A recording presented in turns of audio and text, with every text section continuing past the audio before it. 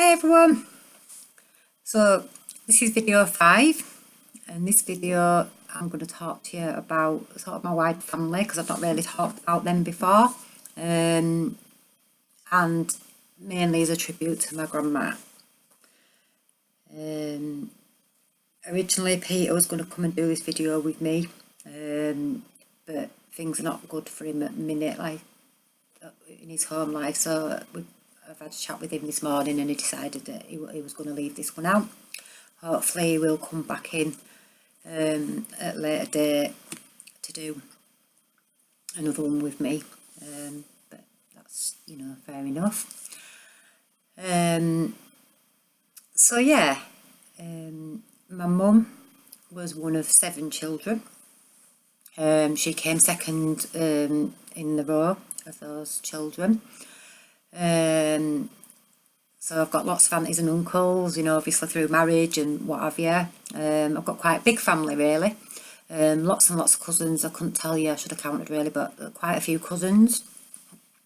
Some of them have now got children of their own. They're all of different ages, and those aunties and uncles and cousins are spotted all over the country. I see all of them, have a relationship with all of them. So yeah, my mum's mum was Nancy, Grandma Nancy, and she was known as Little Grandma because she was tiny. My mum's dad died while she was young, so before I was born, so I didn't know him. He was called Henry. Grandma Nancy had a sister called Joyce, which was my great auntie Joyce. She lived in Blackpool for many years. So as youngsters, me and Peter we used to go for family weekends and holidays and stuff, but me and Peter used to go stay in school holidays and stuff, and which was good because where she lived right near the airport, so we could see and hear the aeroplanes coming in and out.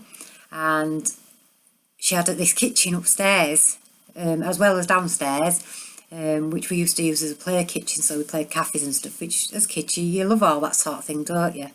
And I remember her best for playing cards. We used to play this game with 2 packs of cards, and I'm sure it had something to do with hearts, but I can't remember the name of it. And we used to play for 2p's and 1p's. I just remember it being good times. Grandma Nancy, we used to go stay at Grandma Nancy's house when we could, and whatnot. And Grandma was the best pie maker. She made the best homemade meat and potato pie, to die for. And quiches, homemade quiches, tuna and sweet corn. It was the best. And yeah, aunties and uncles, I've been bridesmaid over the years for a few of them, and things, and we used to see them on a regular basis. Grandma loved all the family, all the kids, all the grandchildren, and around Grandma's birthday she used to like a get together, and she died in 2003, I think, and it was quite sudden, quite sad, and since then every year around my birthday, so the nearest Saturday to the 5th of October, which would have been a birthday,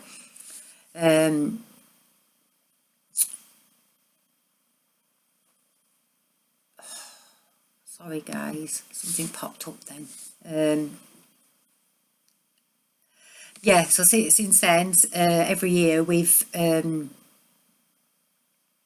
have a family meal. We call it the Neil meal, and all our aunties and uncles and cousins get together. So sometimes there can be 30 of us. It just depends whether everybody can make it, and that is a tradition that we do.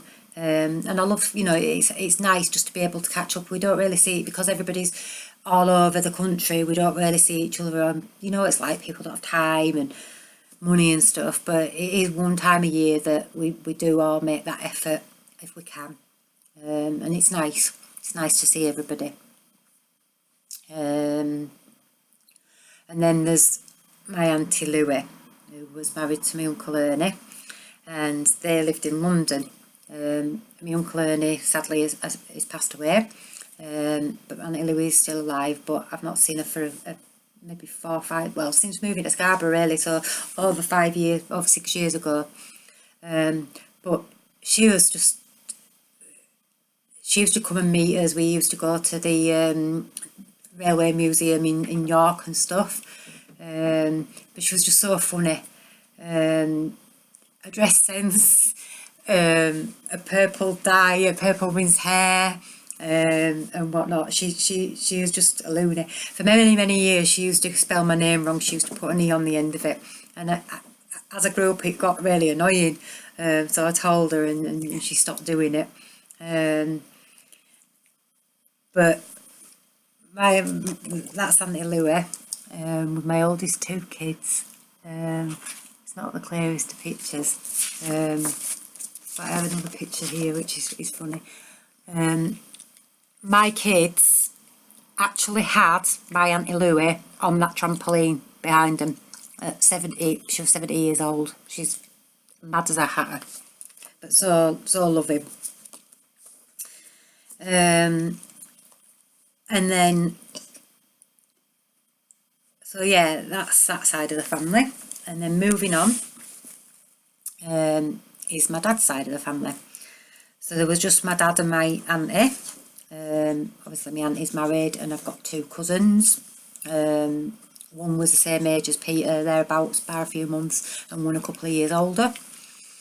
They were both boys. So I was the little, because I was the only girl, I was spoilt a bit, I suppose.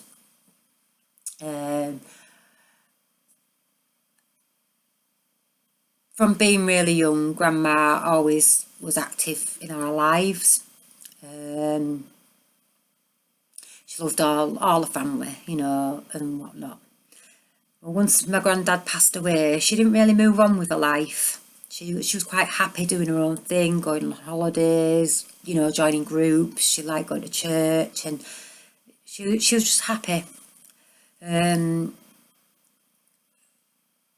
When we went to Grandma's house, like we said before, Mum wouldn't be that rough on us really, but Grandma did know to a degree, a little bit, how rough it was. She saw quite a bit. And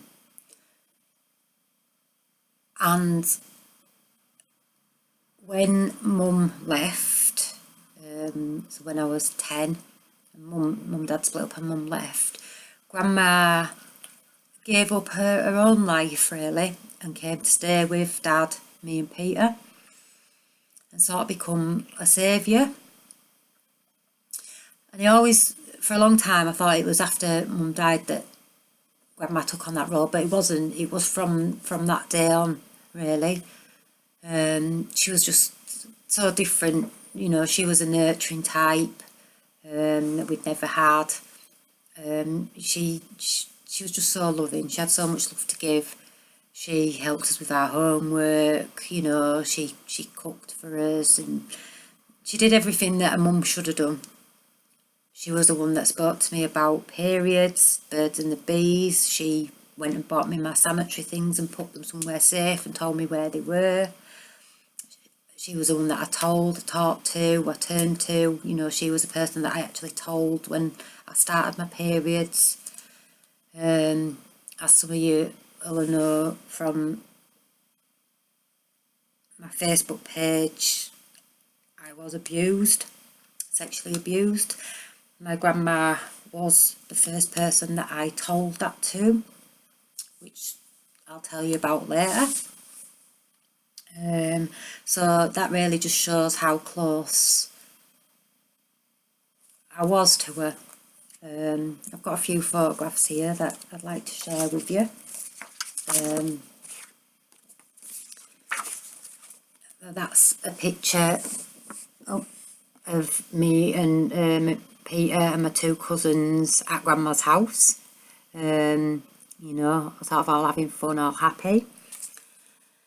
This is a picture of Grandma, my dad, my mum, me and Peter I think it was taken in Jersey, that one. So that must have been before Mum and Dad split up. They're not very clear.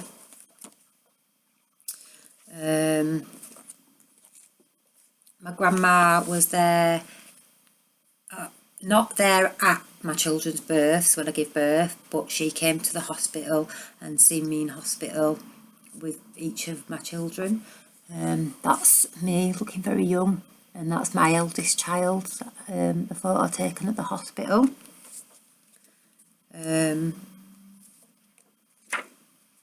That's a photo of me and the 3 oldest children.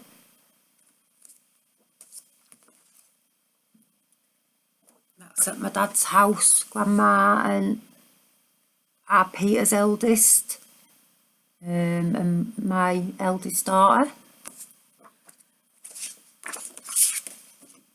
That's at Grandma's house, Peter with his eldest 2. She absolutely loved seeing the grandchildren and great grandchildren. She didn't care. Again, Grandma and grandchildren. And yeah, Grandma stayed really with us, gave up her own life for about 18 months, and then she decided that she needed to sort of move on, and I think things started to move on with my dad a little bit, and slowly but surely she sort of became less and less to stay with us during the week, but we still saw her on a regular basis. And then not long after that, I think she signed up to a dating thing via a newspaper, and she met a man who was called George, who she then went on to marry, and that's Grandma and Grandad George on the wedding day. And I think I was about 13 when they got married, off the top of my head. And yeah, up until Grandma dying in 2015, Grandma was still with Grandad George. Grandad George is still alive. He's in a care home now. I think he's 95. Doing well, but frail.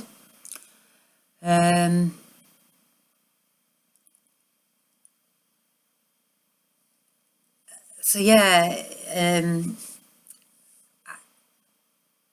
Grandma, like I said, she was so lovable, and I can remember if my friends ever went with me to Grandma's house, like when we was growing up and that, she'd just grab hold of them like she would me or Peter or anybody and give them the biggest cuddle, because that was just the way that she was. And you could see your friend, I'd be laughing and my friend would be stood there squirming, get her off me, what's she doing to me? We had some really good times with Grandma.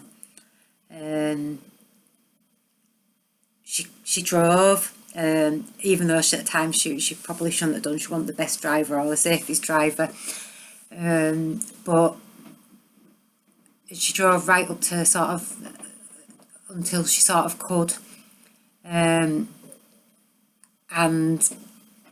when she had to give up driving, that took away a lot of her independence, and that for me was when she started to go downhill. And then she had a fall and she ended up in hospital, and it just really went on from there. And I could tell that she didn't want to be here anymore. She'd had enough of life, and by the time it came to her dying, I think I'd already done my grieving, because I knew that that's what she wanted, in a weird sort of way. So as much as I was upset and, it killed me inside, I was sort of happy for her, if that makes sense. When it came to the funeral, the family decided that they didn't want to actually have any, pay loads of money for flowers, which was fair enough, and stuff, because, to a degree they are a waste of money. They're nice, My grandma would always bring me flowers. You know, I used to see her once or twice a week, and she'd always bring us food to have, no matter what it was, whether it was just a currant tea cake. She always saw me right, you know, as well as loving financially. She would never see me without. She'd always bring something to put in the fridge or whatever. The other funny thing about Grandma was,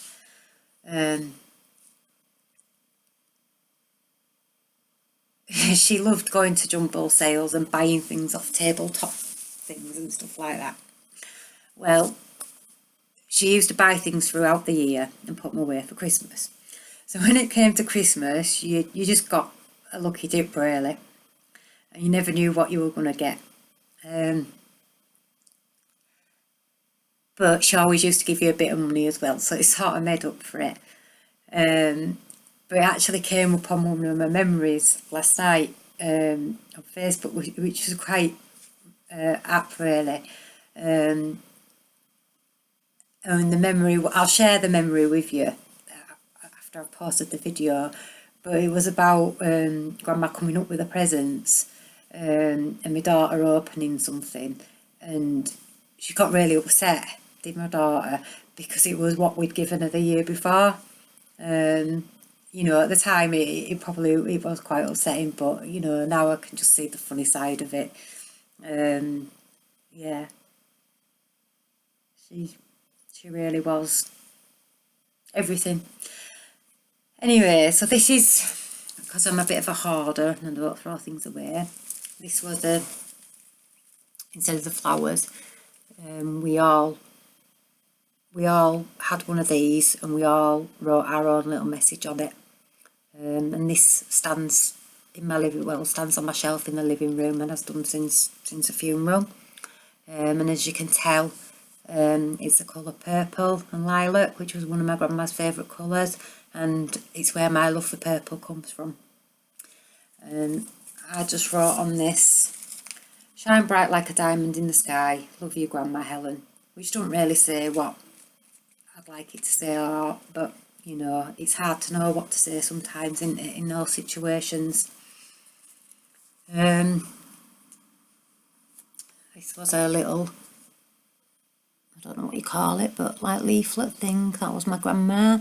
She died on the 8th of October 2015.